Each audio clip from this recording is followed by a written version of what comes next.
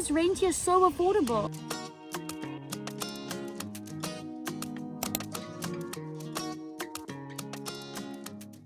Hey guys! Welcome back to our channel. And if you're new here, we're Sans and Eri, two South Africans living and teaching in Guangzhou, China. We've been living here for almost 2 years, and one of the questions we always get is, how much does it actually cost to live here in China? So today, we're finally breaking down the real cost of living in China as foreigners. And honestly, you'll be shocked by how affordable life in China can be. Of course, China is massive, and the cost of living can be very different depending on the city you live in, your lifestyle, and your job package. So this video is based on our personal experience and our living expenses here in Guangzhou. We're going to show you what we spend on rent, food, groceries, transport, coffee, healthcare, and all the random little everyday costs that come with living in China. We're also going to take you to our local grocery store so we can show you what everyday things actually cost here. Things like milk, bread, meat, vegetables, toilet paper, and all the basics. And we'll also give you a little apartment tour so you can see what our rent actually gets us here in Guangzhou. We're going to show you the affordable parts, the more expensive parts, and we'll give you a rough monthly breakdown of what it costs us to live here. Okay, so let's start with the biggest monthly expense. Rent. Bear in mind that Guangzhou is one of China's biggest cities. And honestly, rent here can vary a lot, depending on the area you live in, the size of your apartment, how modern the building is, and how close you are to public transport. We live in Panyu district, just 20 kilometers from Guangzhou Central. Our apartment is in a really nice community, and it's just a 5-minute bus ride from our work. Now let's talk numbers. Our rent is 3,800 RMB per month, which is about $550 US.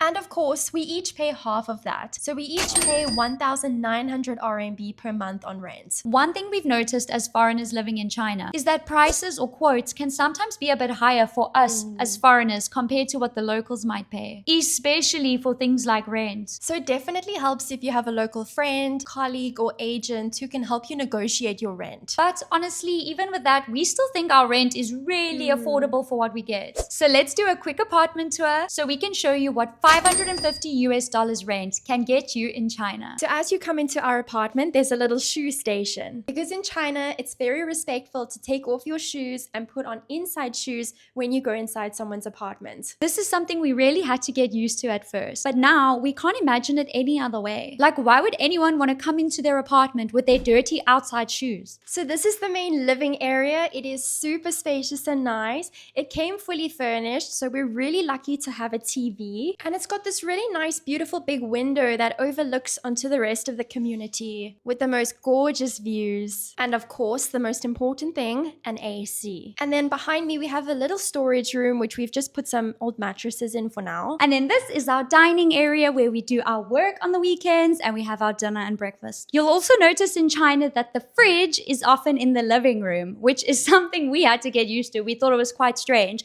but now it's very convenient. I can just get my snacks while watching TV, so it's great. And then we enter the passage, and on the left is our little kitchen. It's actually quite spacious compared to some other apartments, although there's still very limited cutting space. And then just off the kitchen is a nice terrace or balcony area with a clothing rack, and then just behind is a new washing machine. And then we have a shared bathroom. It's honestly nothing fancy, but at least we have a Western toilet. And our place has 2 bedrooms, so this is the 1 bedroom.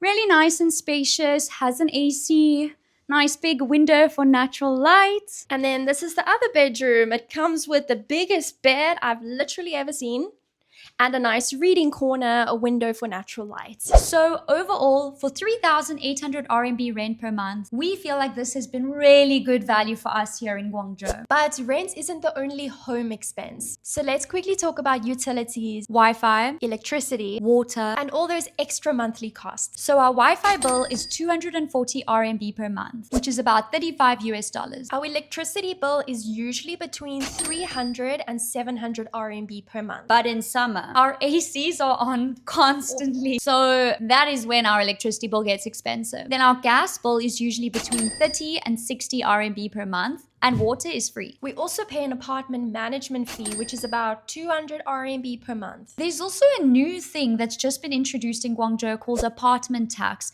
And I'm honestly not sure if it just applies to foreigners or if it's a thing for everyone in general. But basically, every quarter of the year, they charge you like a tax on your rent rate. It's a few hundred RMB per quarter. So we're not going to include it in this monthly expense because we only pay it 3 or 4 times a year. But just know, if you move to Guangzhou anytime soon as a foreigner, you may have to pay a few hundred RMB every 3 or 4 months for this tax. One small cost people don't even think about before coming to China is how they're actually going to stay connected with a SIM card or an eSIM. But honestly, it's one of the most important things to sort out before you come to China. You're going to need data. In China, having data on your phone is not just convenient, it's essential. You need it for maps, Translation, messaging, finding your accommodation, booking things, payments, and honestly, just figuring out day-to-day life. And while you can get a local SIM card in China, it's not always the easiest thing to sort out as a foreigner. Yeah, in our experience, you often need your passport, there's language barriers, and many phone plans are actually set up for people who are living here long term. When we moved to China, we actually used an eSIM for the first few months of living here because getting a local SIM card was that overwhelming. That's why we've partnered with Saily for this video. Saily is an eSIM app that lets you set up your mobile data before you even arrive in the country. So you can land in China already connected and avoid the stress of trying to get a local SIM card in person. Saily also includes built-in security features like VPN and malicious URL blocking, which can be really useful when you're traveling and connecting to unfamiliar networks. And in China, having a VPN is especially helpful because some of the international apps don't work here as you'd expect. So having your data set up before you arrive and having those extra security features built in can make traveling here feel a lot less stressful. And the Saily eSIM is really easy to set up. You can scan our QR code to download the Saily app and it will automatically give you 15% off your eSIM. And if you already have the app,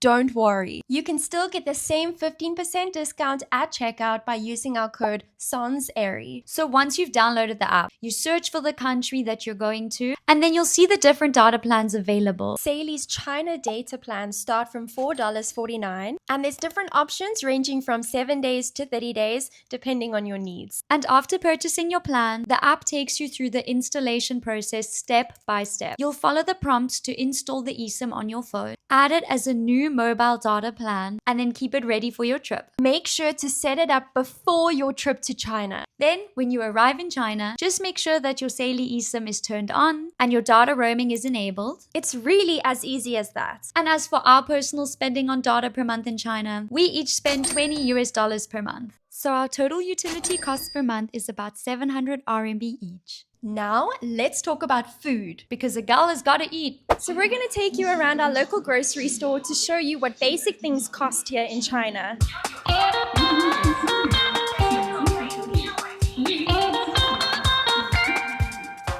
Okay, first up, vegetables. Some cabbage costs around 3 RMB per 500 grams. And you can see that the price of vegetables are all pretty low. These green beans are less than 9 RMB. These edamame beans are less than 7 RMB. A pack of mushrooms is about 10 RMB. But to be honest, when we order these online, they're like half the price. Now let's talk about the fruits. So local Chinese fruits can be really affordable here. But a lot of the fruits are actually imported or not in season right now. So that makes it very expensive. Things like strawberries, blueberries, all of those are out of season. So if you try to buy them now, they'd probably cost like 50 RMB at least. But you can get about half a kilogram of bananas for less than 8 RMB and half a kilogram of mangoes for 7 RMB. And this is probably the most expensive fruit you will ever find in China and in the world.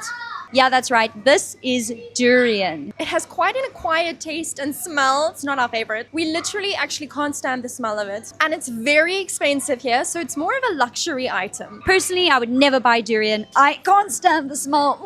And here's the prices of their standard meats.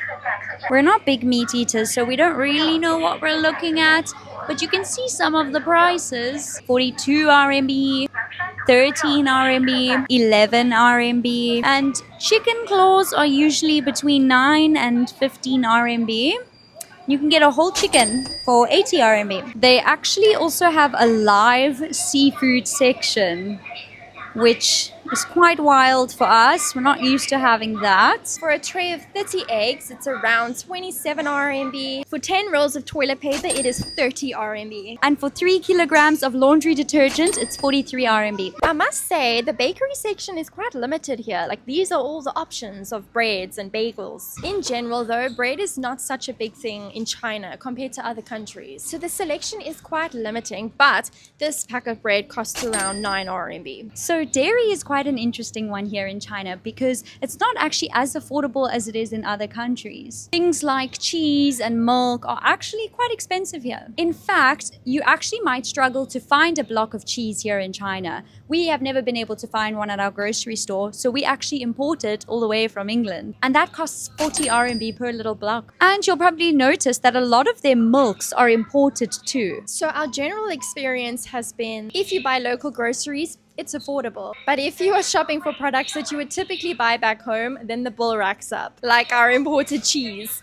So that gives you a rough idea of what a normal grocery run might look like for us here in Guangzhou. We mostly buy local goods, but we do treat ourselves with the occasional imported goods too. We typically spend around 3,000 RMB per month on groceries and household items. So about 1,500 RMB each. But honestly, some months we spend less on groceries because food delivery and local restaurants are so affordable and convenient here. Sometimes it actually feels easier and even more budget friendly to order a full meal rather than buying groceries, cooking, and then having to clean up afterwards. And this is one of the biggest reasons why the cost of living in China feels so manageable. You can literally get a full meal for less than $2. This whole meal costs less than $2. So eating out in China can be very affordable. However, Western food is another story. If you're going out for pizza, burgers, cocktails, pasta, or anything more international, the prices can very easily become 5 to 10 times the price of a local meal. So you might pay 20 RMB for a meal like this, but then 100 RMB for a meal like this. And that's why we always say China can be incredibly affordable, but your lifestyle makes a difference. Now, let's talk about Meituan. Because if you live in China, this is probably where most of your money will disappear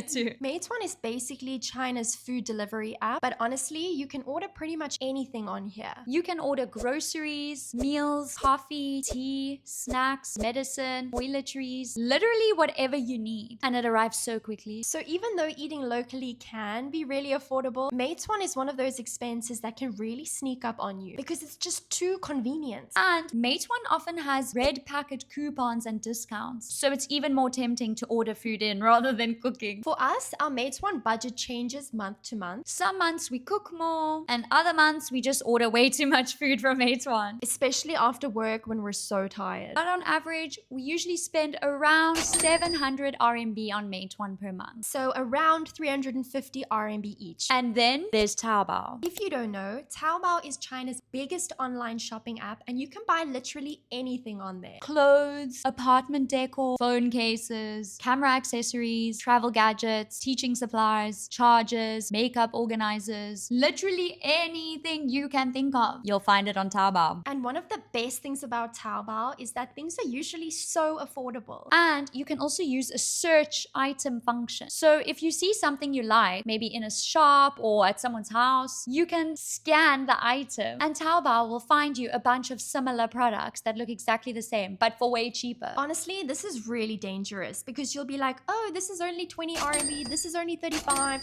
this is only 50 RMB, and then suddenly you've racked up this entire bill on Taobao. We try to not go too overboard on Taobao, especially now that we've been living here for 2 years. You know, the novelty has worn off, but those first few months living here, we were spending thousands of RMB on Taobao. Now I'd say we spend usually a few hundred RMB on Taobao per month. So for an average month of online shopping, we typically spend about 1,000 RMB each, which is about $150. And this includes both Meituan and Taobao. Let's talk about another daily expense, transport. For us, honestly, the transport is one of the most affordable parts of living in Guangzhou. We're really lucky because we actually have a free community bus. So from Monday to Friday, we're able to get a free bus to work and it doesn't cost us anything. Not gonna lie though, sometimes we do miss the bus and then we have to DD to work. But even that is so affordable. If you didn't know, DD is basically China's version of Uber and it's a lot more affordable affordable than if you were to take a taxi in a lot of other countries. A short ride with Didi usually costs about 10 to 12 RMB, and a longer ride that's maybe 20 to 30 kilometers could cost you about 60 to 80 RMB. But honestly, the public transport here is really easy and convenient to use. We don't really use the city bus, but it is available. I think we've used it once or twice, and it costs maybe like 5 RMB for a ride. Usually we prefer to take the metro, and it only costs around 7 RMB per ride. But because we have our free community bus, we usually only spend around 300 RMB on transport, so 150 RMB each. So overall, transport in Guangzhou has been one of the easiest parts of our budget, especially because we don't have a car, so we don't have to worry about petrol prices, insurance, parking fees, or expensive Ubers all the time. And then beyond everyday transport, we have to quickly mention China's train system. Obviously, this isn't part of our normal monthly budget because we're not taking high-speed trains to other cities every week, but it is one of our favorite parts of living in China. For example, a train ride from Guangzhou to Shenzhen is around 75 RMB, which is about 10 US dollars. And a train from Guangzhou to Hong Kong is around 215 RMB, which is about 30 US dollars. So even traveling between cities here doesn't have to break the bank. Okay, so that's transport. Now, let's talk about something that people don't always think about when they move to a new country: healthcare. Based on our experience, public hospitals and local clinics can be really affordable for basic things like a doctor's appointment A consultation. or getting medicine. We usually pay around 40 RMB for a consultation with our GP, and that often includes the medication that she provides us as well. Sometimes the meds can cost a bit more, but we've personally never had to spend more than 100 RMB on a consultation and the medication. But obviously, this depends where you go. If you go to a private hospital or an international clinic, especially one that caters more for foreigners, then the bills definitely can add up much faster. But we've never been to one of those. We only use the public healthcare system here. So this is just based on our experience using the more public healthcare systems here in Guangzhou. So to give you some context, I went to the hospital and I got a few tests done.